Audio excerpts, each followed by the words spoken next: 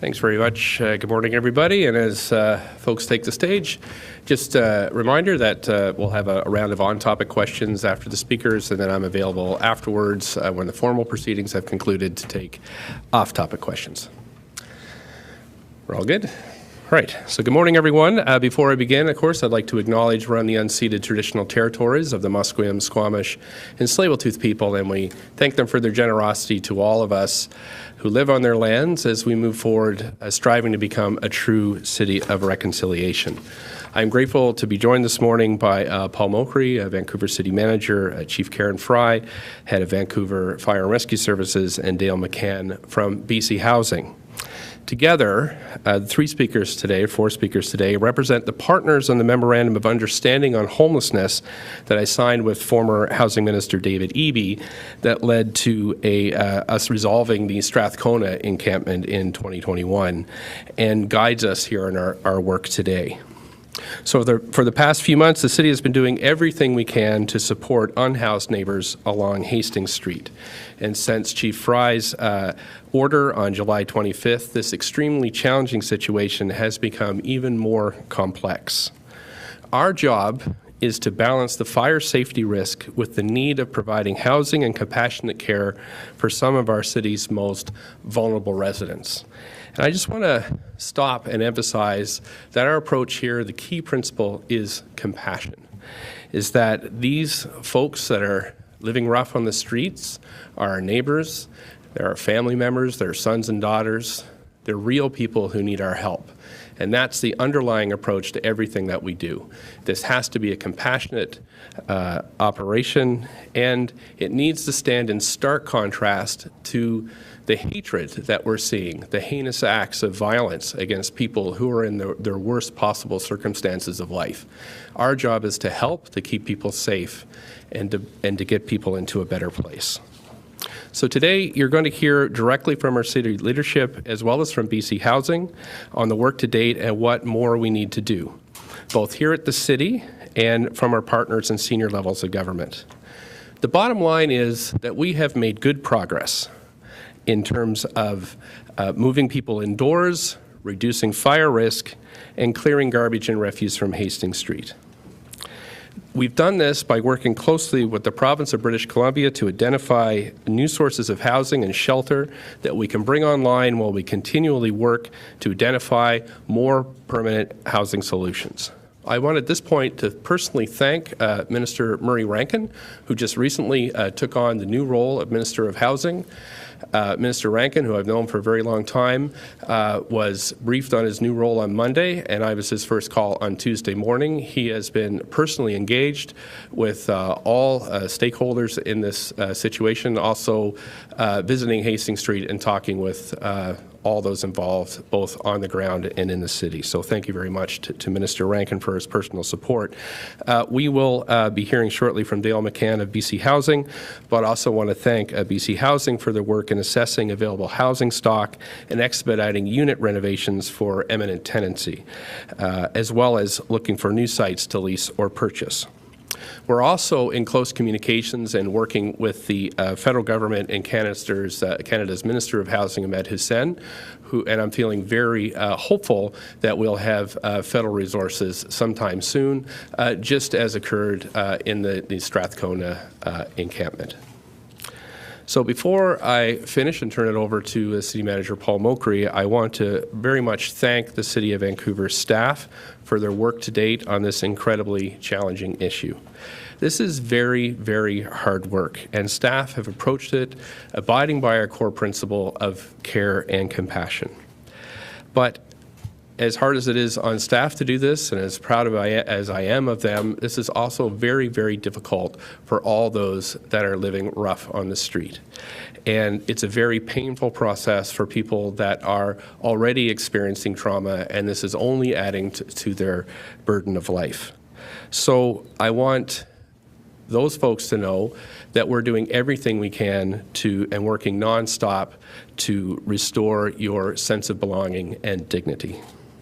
So again, to repeat, we have made good progress on this issue, moving people indoors, reducing fire risk, and clearing garbage and refuse from Hastings Street.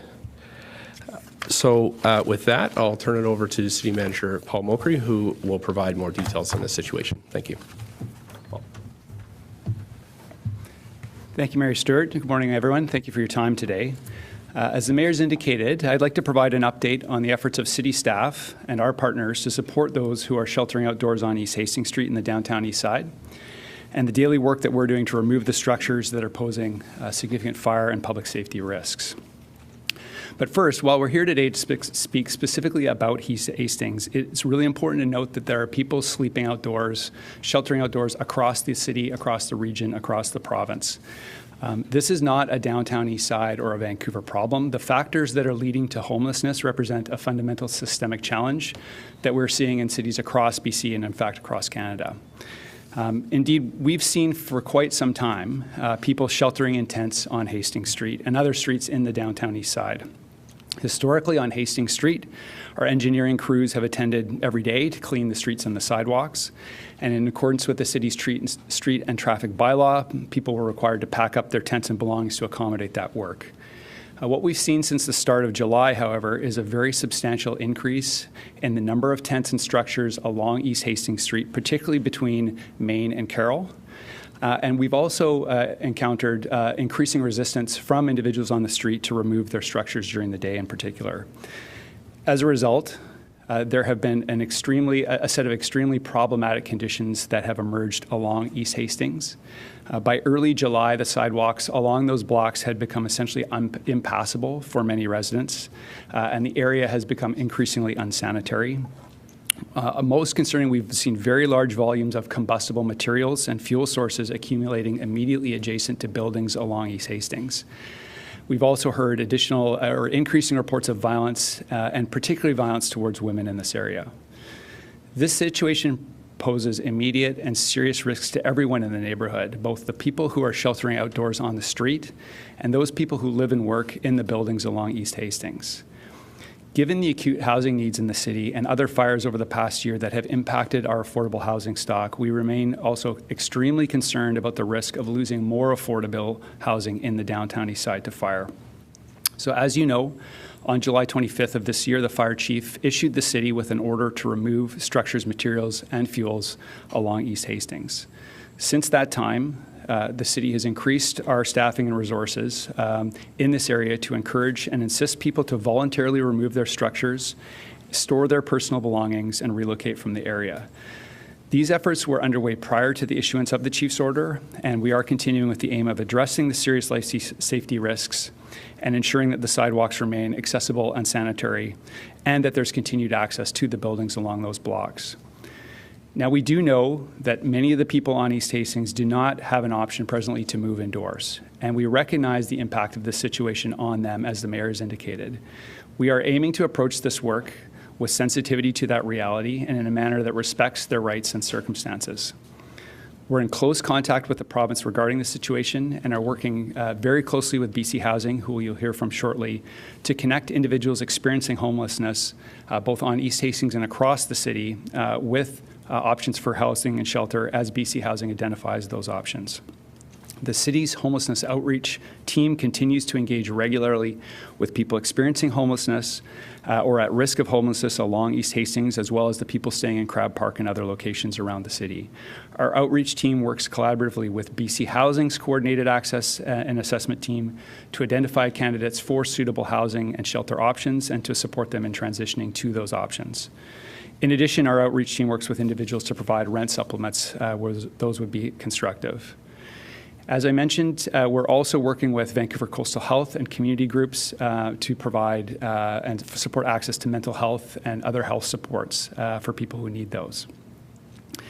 In the absence of immediate housing options for people who are homeless, we're also implementing and really focused on this, implementing a number of measures to support people who are sheltering outdoors across the cities and to address a number of concerns that we've heard from the community. First, we're making a concerted effort to communicate with the folks on the street and provide information about the resources and supports that are available. Our staff are engaging directly with them on a daily basis, and we're regularly distributing information in the form of flyers to the people on the street. We've been providing food services for hundreds of meals a day, which are being provided through a Better Life Foundation, and our teams are also providing water to folks on the street during this hot weather. Due to the evident increase in violence towards women in the area, the city is continuing to fund Mission Possible to provide security services for 13 hours a day each day to support safe access to the downtown Eastside Women's Centre and the Olivia Sky residence on East Hastings. PACE is also now providing outreach to sex workers who are living unsheltered along East Hastings. We've also heard and know for sure that access to washroom facilities are an ongoing concern for people who are unsheltered.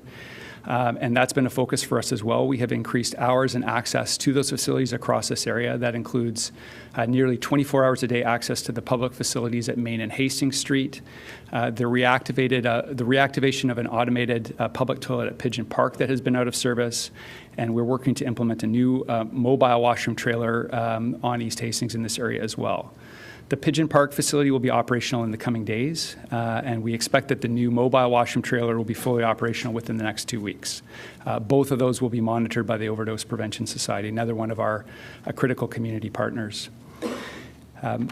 We know as well that people who are sheltering outdoors overnight need a place to store their belongings during the day. That's been an ongoing issue. It's one we've heard. We recognize that challenge.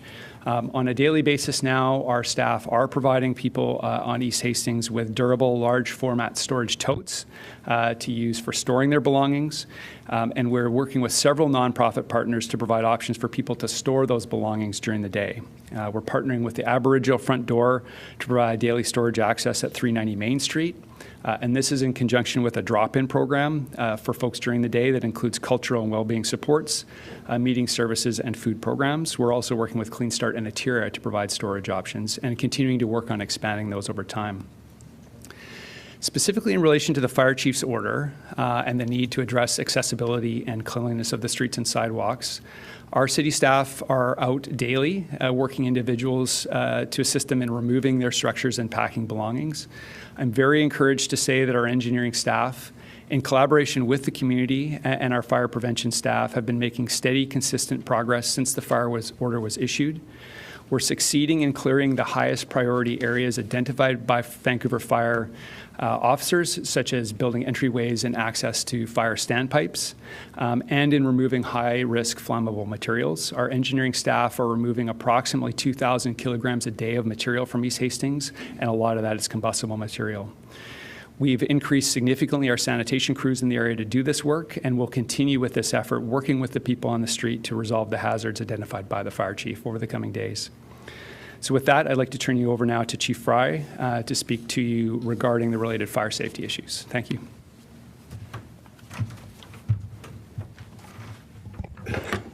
Thank you, everybody, for coming today and allowing us to speak and answer your questions. So as many of you or everybody here is aware, on July 21st, the City of Vancouver Fire Rescue Services, under my order, issued an order to the city, specifically related to the imminent life safety risks that we deem as a department and myself as a chief to be a severe risk of loss of life and damage to buildings, to occupants within those buildings, and to those individuals on the streets. Some of our specific areas of concern that you've heard from City Manager Mokri are the blocked exits, the access to our fire department connections, and the amount of storage and combustible materials against the buildings. Also included would be the propane cylinders and gasoline stored within these structures as well. So since we've issued the order, we've had dedicated staff down there every single day that are working with our city partners to address some of those highest risk areas, to talk to the individuals that are sheltering on the street, to provide fire safety education, to train them how to use fire extinguishers, and to relay the information on the risks that we're seeing. This is just one of the factors that we need to do, and like I've said before, it's not a matter of if a fire is going to happen, it's when it's going to happen. We've seen a 110% increase in fires in our downtown east side area in the last 5 years. That's 4.4 fires a day. We saw earlier this week, when a fire starts on the outside of a building, the damage that that can cause. We saw that earlier this month when we lost 2 buildings on this street related to a fire starting on the outside. Whether a building is sprinklered or not, when a fire starts on the outside, the sprinklers are going to almost always be ineffective. If it gets into our older stock buildings, goes up the walls and into the roof structure, it can spread easily. And we not only have to evacuate neighboring buildings, but sometimes those buildings also receive a lot of damage. And again, being able to safely and effectively leave those buildings is critical to the life safety of all individuals. So our staff has identified 10 high-risk buildings, 7 of which I am told have been cleared, at least for the exits and entrances. What I want to continue to see is incremental changes. We want to see effective move towards addressing the fire chief's order. We don't expect that the fire chief's order is a blanket approach that we go in one day, July 25th, and clear everything out. That's not the way that we do things. Just like anything we do with fire prevention, it's about changing and having impacts to making the place and our community safer. And we are seeing progress currently, and we will continue to monitor on a daily basis while we are seeing progress made towards this. Again, you know, I walked the street this week, just 2 days ago on 2 different occasions, and there are individuals that may need to be moved along. There are a lot of other individuals that are in the process of packing up and removing their structures. This order is not for the fire chief's order on evacuating individuals. It's removing the structures and the tents and the combustible materials from against and near the buildings. So at this point in time, I'm not going to take much more of your time, but I'm going to turn it over to Dale from BC Housing.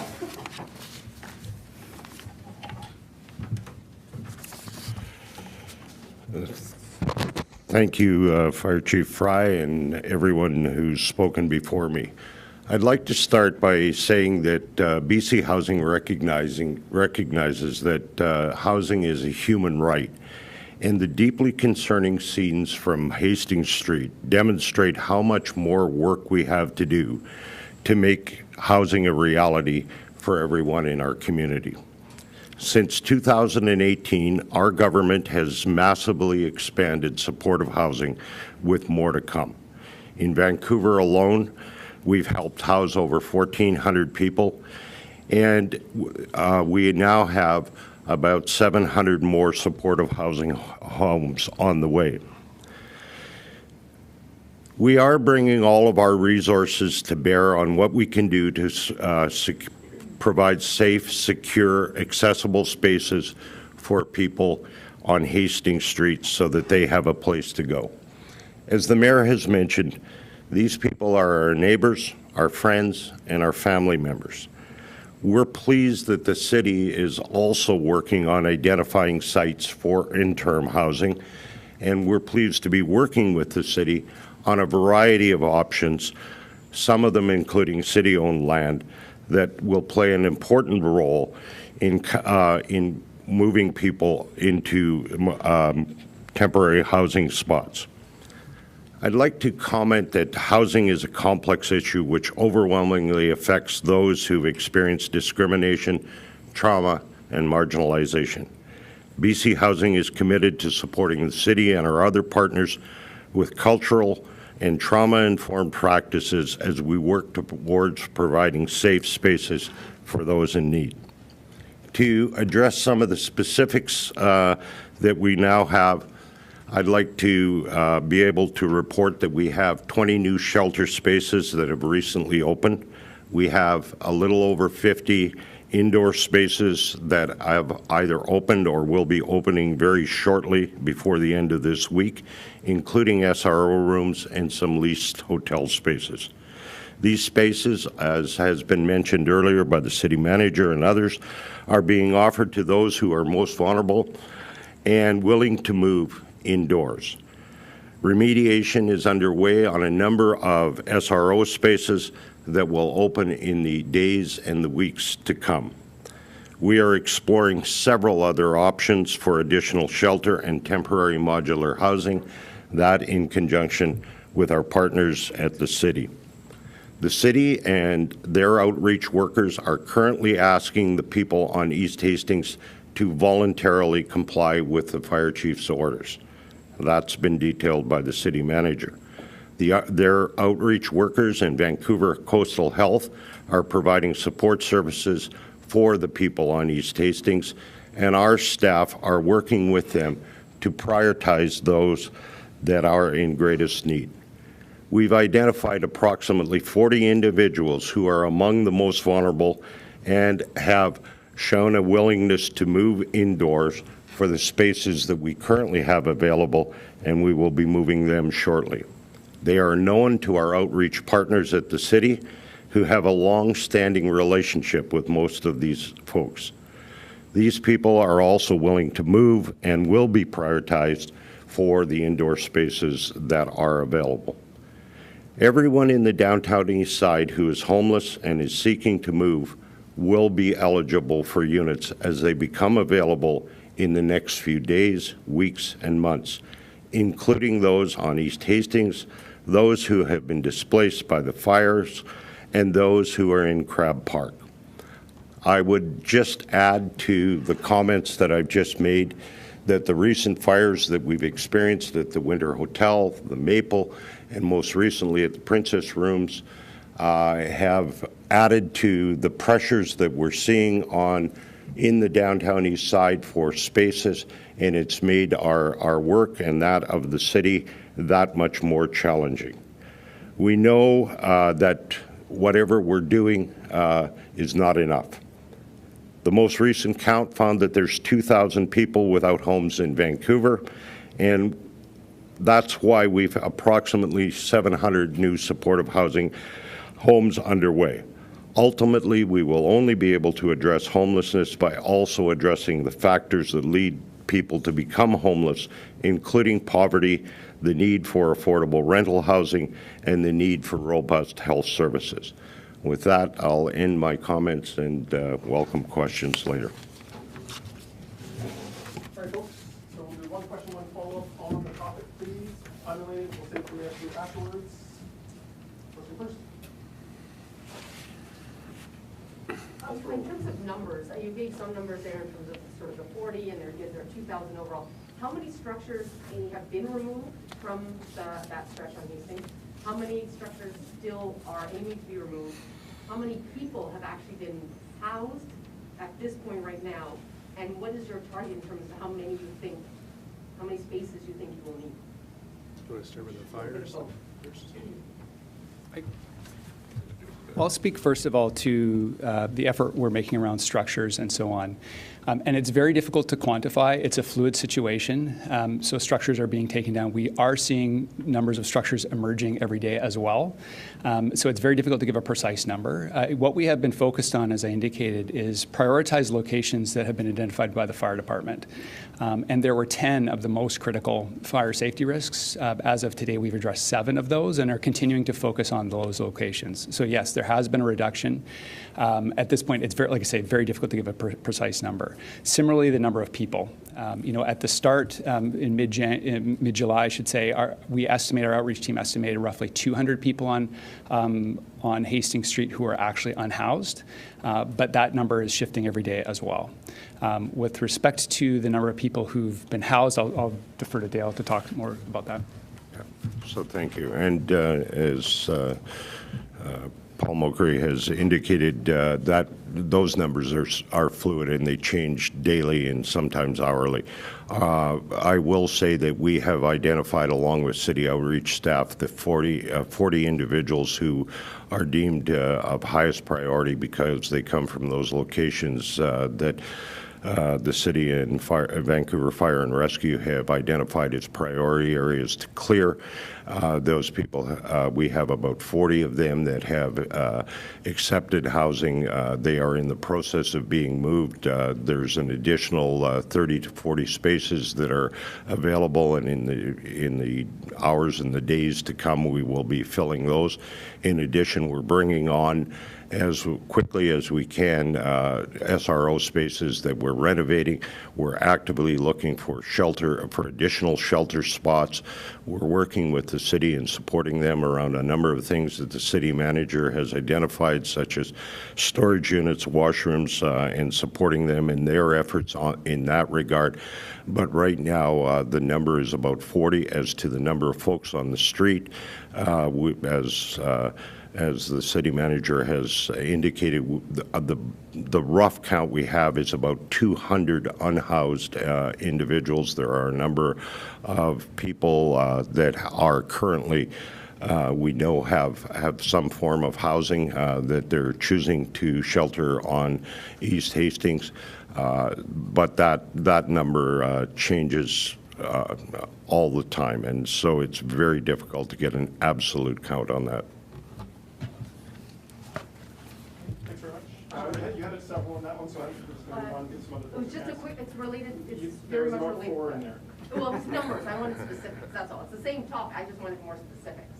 But I just have one quick follow-up for the I think chief. we'll save it. We're going to give everyone else an opportunity, and if there's time, we'll come back. Could I ask folks just to identify name and outlet with the question, please? Just a couple of questions for Mayor Stewart. Martin with Mammoth City News 1130. The fire chief used the word incremental for the progress on East Hastings. It's been nearly a month now since this fire order was brought in. Are you satisfied with what has happened so far in terms of the pace of things? Yeah, as has been explained, this is an extremely complex situation with our most vulnerable neighbors are impacted in the worst possible way. And so I am satisfied with the progress that we've made both at the city level and at the provincial level. As I said, we've, as just been indicated from BC Housing, we have now secured space for 40 individuals with much more coming online. We have cleared 7 out of 10 high-risk areas, and we're removing tons of garbage from the street. If I can cast your mind back to the Strathcona encampment and the Oppenheimer encampment, those also, too, were slow processes because we use a compassionate approach. There is no way to do this in a hurry and respect the dignity and traumatic situations that people are facing on the street. So in my mind, this is the only way forward, and I would say more than satisfied. I'm extremely proud of how our staff have responded. In the context of the election, I know some of your political opponents are harping on public safety and that aspect of things. There is perception versus reality. A lot of people have a certain idea when they pass the tents every day. They may not see the incremental progress that's happening. Are you concerned that what we've seen happen on Hastings Street could have consequences for you in the election? So at this stage in the media conference, we're focused on the formal response to Hastings Street, but I'm happy to take that question after the conclusion of the formalities here. Thanks. Mayor, you referred to the memorandum of understanding earlier. What do you say to advocates who are claiming that the fire order that was issued is in violation of that memorandum of understanding? Yeah, you know, what we're noticing here at the city, and since my tenure as mayor, is that through the summer we have a swelling of folks that are living rough in the city, and that again began with Oppenheimer Park, and we worked with the Horrigan government in an unprecedented way to sit down with ministers and say, how can we address this systematically, and that culminated in a memorandum of understanding with the Strathcona encampment, which ultimately resulted in hundreds of folks finding new homes, many of them permanent, in a way that was was the least traumatic way possible, and having compassion as the core of our response. That memorandum is still in place, and that's why you see the partners here today on stage addressing this. So I do think that is the only way forward here. There is no real other way to deal with it. However, the fire risk has intensified the need to move as quickly as possible. So again, I'm extremely proud of how our city staff have and BC Housing have responded here. It's never fast enough. But in the end, in my mind, it's the person who has been traumatized enough to wind up on Hastings Street that has to be at the focus of how we proceed. And that is at the core of the Memorandum of Understanding, and I'm, again, so grateful to the Oregon government, Minister Eby and now Minister Rankin, for honoring that MOU. Follow-up, just, there has been some involvement with VPD in terms of the encampment efforts. Do you have any concerns about the way the VPD has handled the situation? Yeah, thanks for that question. So again, today we have the signatories of the Memorandum of Understanding here addressing us. And so the police have been assisting in some instances, but they have their own operations that are under the direction of Chief Adam Palmer. However, I think it may be useful to hear how the city is interacting with the police, and if I could ask the city manager to elaborate a bit more, that may be helpful. Thanks, Mayor Stewart. So we do, of course, on a daily basis work with our partners at the VPD. In terms of the work that's going on right now in Hastings, VPD members are not directly involved with that.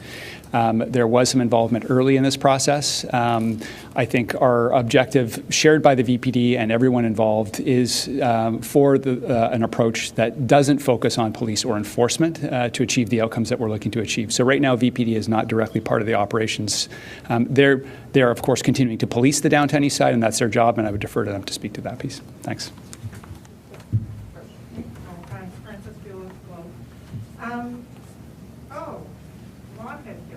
But anyway, one of the things I'm curious about is that this seems to have come as a surprise to the city. I heard that to deal with this, staff had to be called back in July. So everyone's been a bit puzzled by why the city took so long to act, because you could see the buildup happening. It was kind of predictable. So is that a misperception that people have, that the city was taken by surprise, or was it? I'm happy to start. I can speak to it, but go ahead. Okay. Yeah, I think over the course of the last 4 years, we didn't have a form, an agreement in place with the provincial government, but that emerged during the Strathcona encampment. So the MOU is really the basis of how we're proceeding here. As you know, housing takes a while to come online, so there were a lot of discussions that we didn't have press conferences about with the ministry, with BC Housing, about how we could accelerate housing, as well as with the federal government. So in the end, the only way to really really fully meet the fire chief's order and to help people the most on Hastings Street is to provide them long-term permanent housing.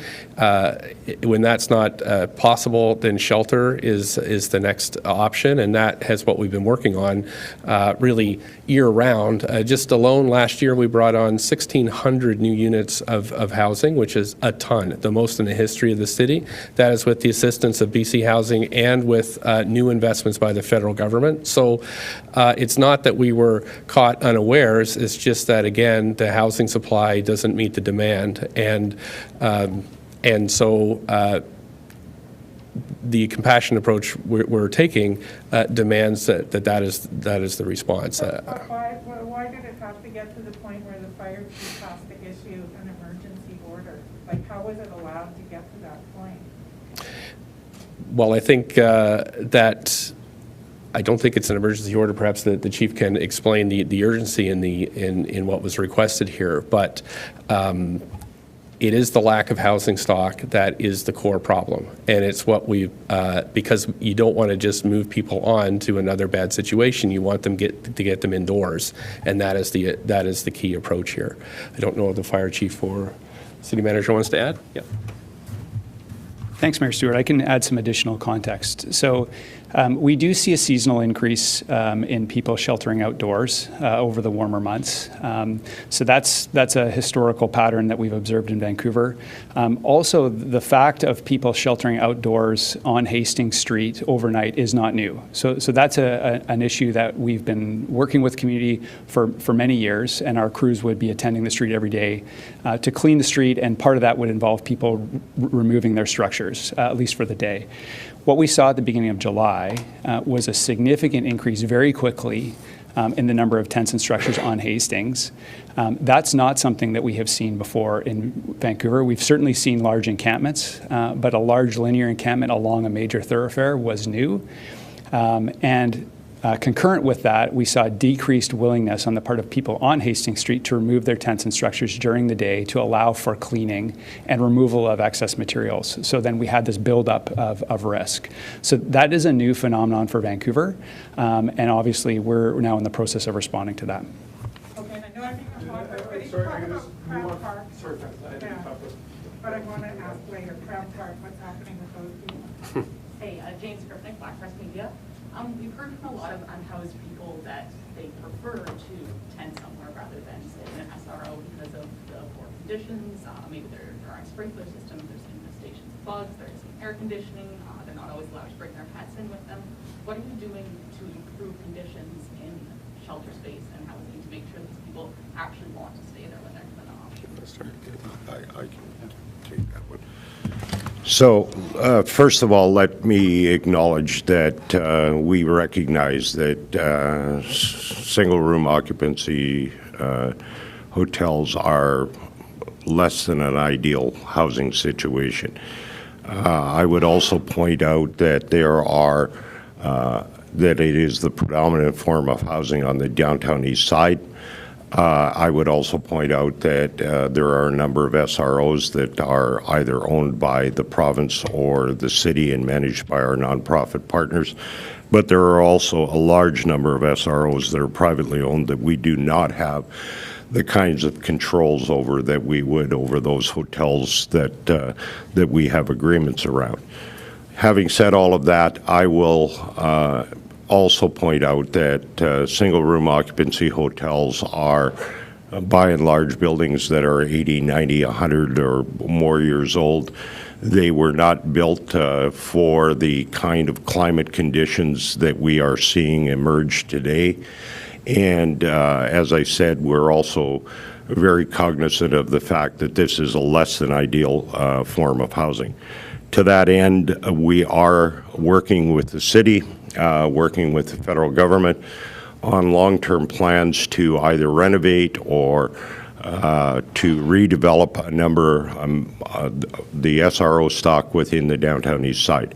But that is costly, it's time-consuming, and it will emerge over many years to come. In the meantime, we are working with the nonprofit providers to try to mitigate against some of the heat issues by providing cooling rooms where that's possible, by providing hydration, water, and other forms, providing fans and other cooling items that heat packs to tenants as they need. So we are doing what we can in a situation that we fully recognize is less than ideal. And is there any need to discuss with the privately owned SROs certain standards that they should be using? That I would leave to the city to answer. Hi, thank you. I'll take that one on. We do meet regularly with SROs, operators and owners, and we have 181 identified through the fire department in our city right now. We inspect each of those at least once every 6 months, the first 6 months of every year. So we are working again, even since and prior to the Winters Hotel fire, on addressing some of the hoarding issues, on the fire safety issues, and compliance issues in order to try and make them as fire safe as we can. So, okay. Hi, Wilden Paul from Radio Canada. I guess my question will be for the city, the mayor, and maybe the fire chief. So we ask people to voluntarily order, how long will this voluntary displacement will be in place? Do you have any kind of deadline, a date in mind so far? Sure. Yeah. So with this operation, we're really pleased with our progress to date. We think we've made good progress by moving people indoors. You've just heard from BC Housing that we've had 40 people voluntarily move indoors, with more spaces coming online, which we know will be filled.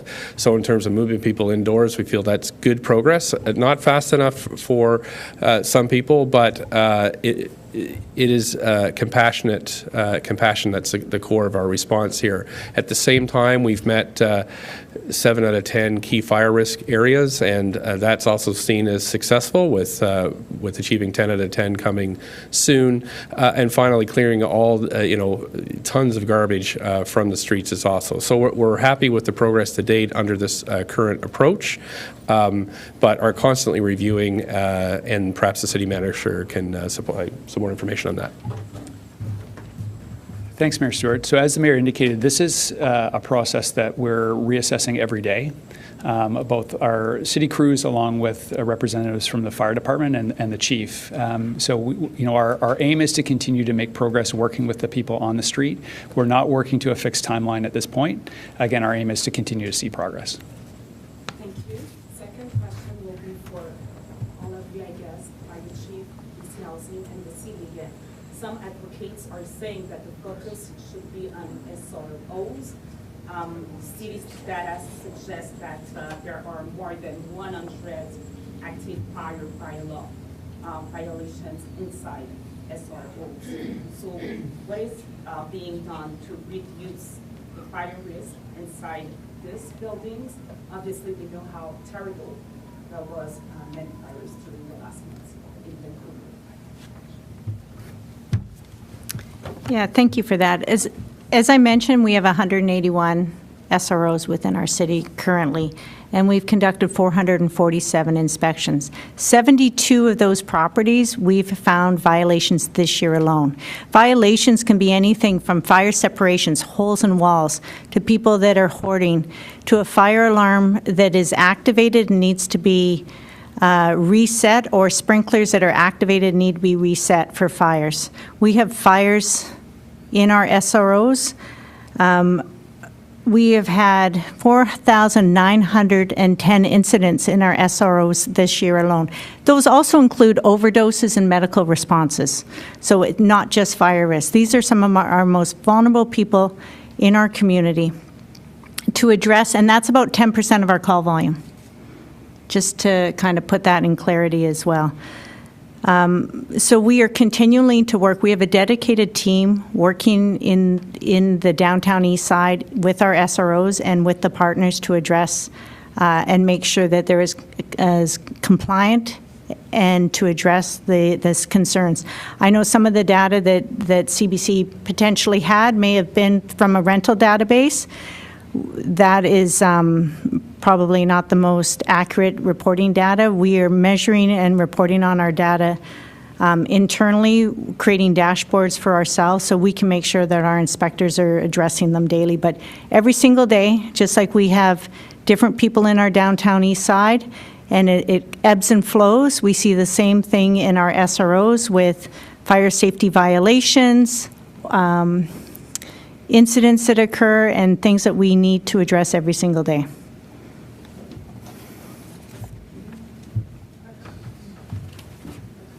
William Burr from Radio Canada.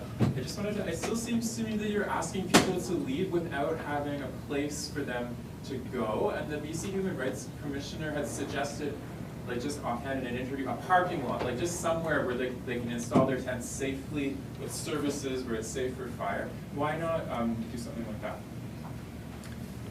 Sure.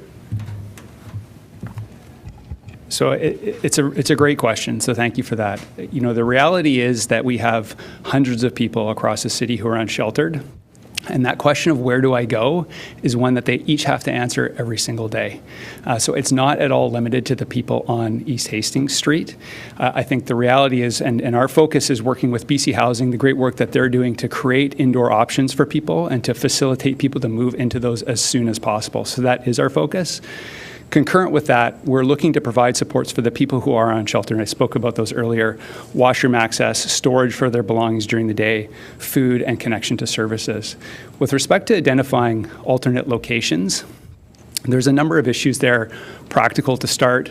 Again, we have, as of our last homeless count in 2020, we had over 500 people unsheltered in Vancouver. There's simply not sufficient spaces to accommodate that number of people, space or spaces, and certainly not in the downtown east side.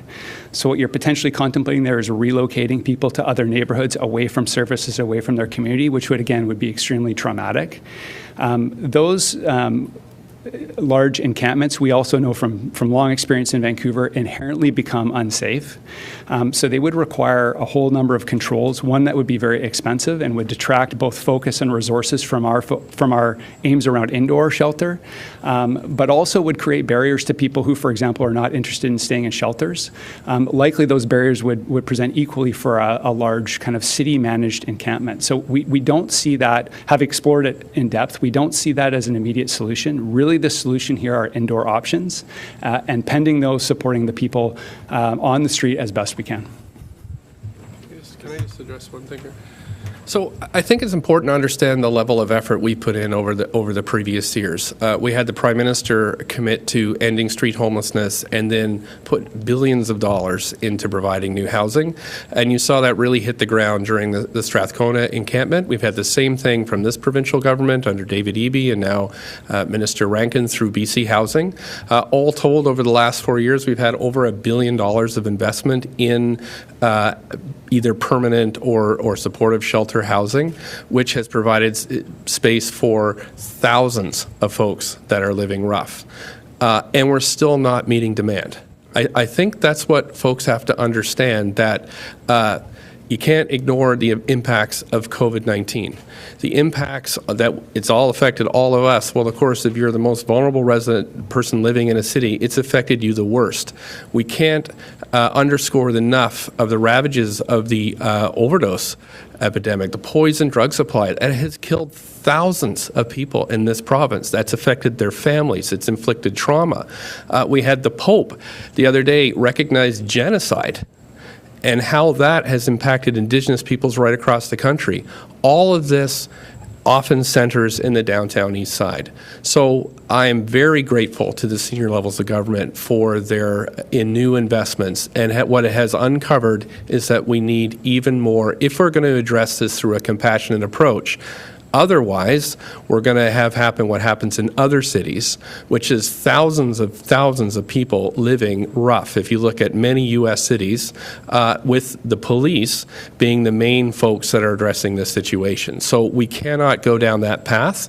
We are committed to following a housing first approach, and where that has not yet come online, we'll provide as many quality shelter spaces as we can. Our last option for everybody is to be sleeping outside rough. When that does occur, we try to provide as many services as we can: water, bathrooms, food, but our main goal is to get folks into a much better housing situation that is much more stable.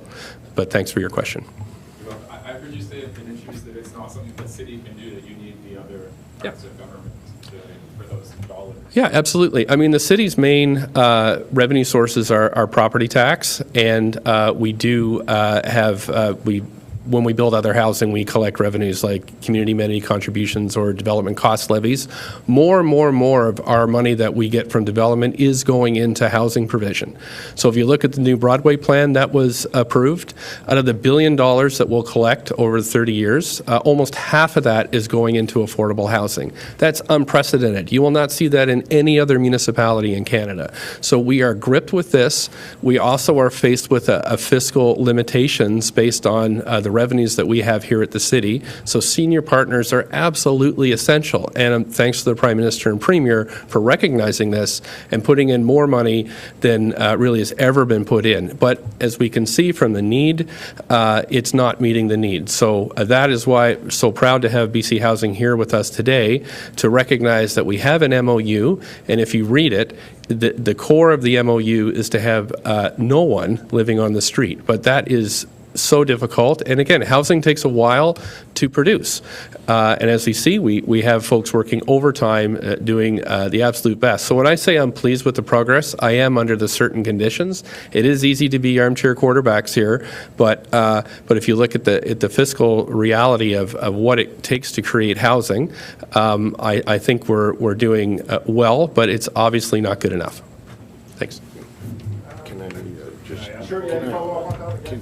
Okay, so just, again, for the mayor, just in terms of the political implications of all of this, perception versus reality, I know that Fire Chief said there's been incremental So, progress. sorry, we're going to just do questions on topic, and then you'll...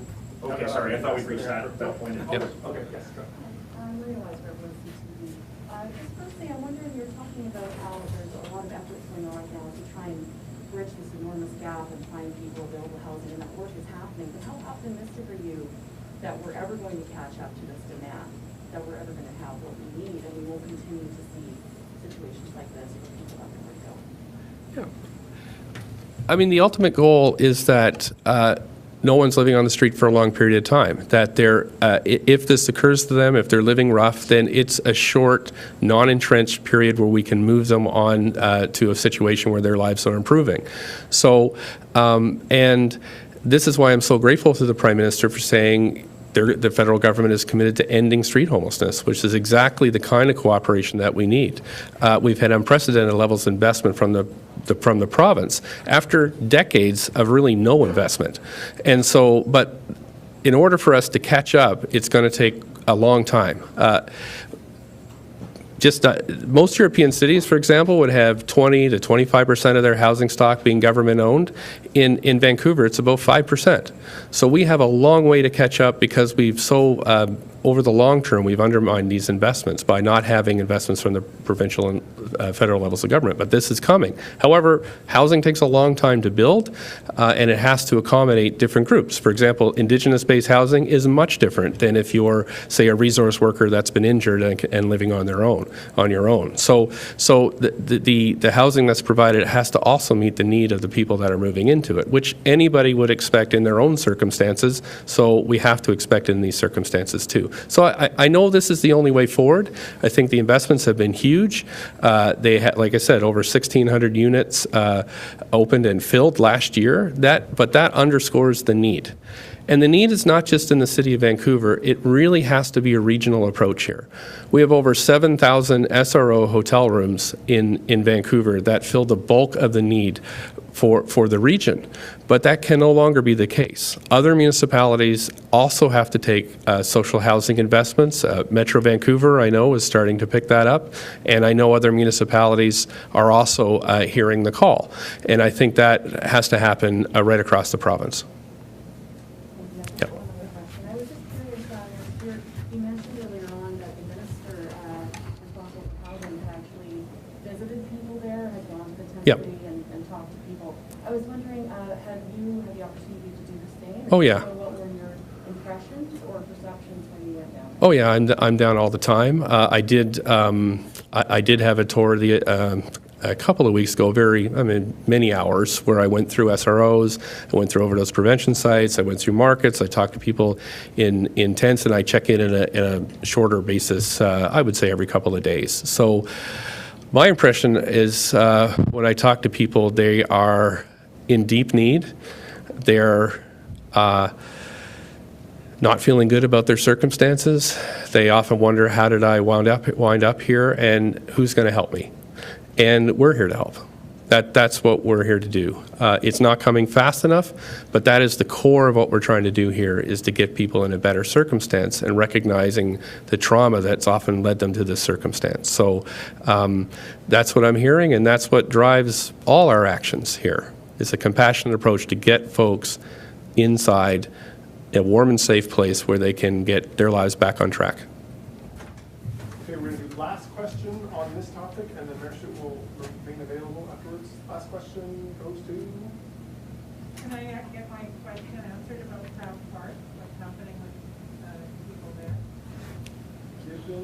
Given that we don't have park board, Francis, maybe you and I can take that one online.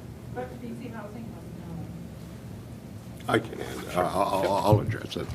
Thank you, Francis. So, when we look at the issues on the downtown east side, we try to look at those in a sort of holistic way. So, when we're factoring in the priority placement, working with city outreach, working with our own staff, Crab Park is very much a part of those conversations, those discussions moving forward, and we are considering the individuals that are currently in Crab Park as part of an overall number of people that we're looking for housing for. So as we look to build out housing and housing options with the city and with others, the individuals, the people in Crab Park will be factored into that overall plan of housing, not just the people on East Hastings.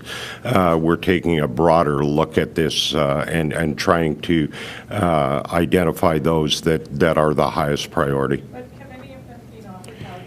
Yes. Take away people on Hastings? Yeah, short answer to the question is yes. Some have been offered housing, some have been housed. The numbers are relatively small at this point in time. I don't have an exact count for you today. I could get that if you wanted, but I would also acknowledge that we've seen some growth in the numbers in Crab Park as people start to, react to the Vancouver Fire and Rescue order on East Hastings. There is some movement to Crab and to other locations in the downtown east side. But the fact of the matter is we're looking at this, and the city is looking at this in a holistic way in terms of all of the unhoused. Okay, thanks all so much. At this point, I'll ask the city speakers, and we should try to do the next stage. fine. We'll follow Maria Thanks, guys. over there to your left. Thank you. Thank you. Yeah, Thank you. good work. Thanks all so much. Okay, you finally get your question now. Okay.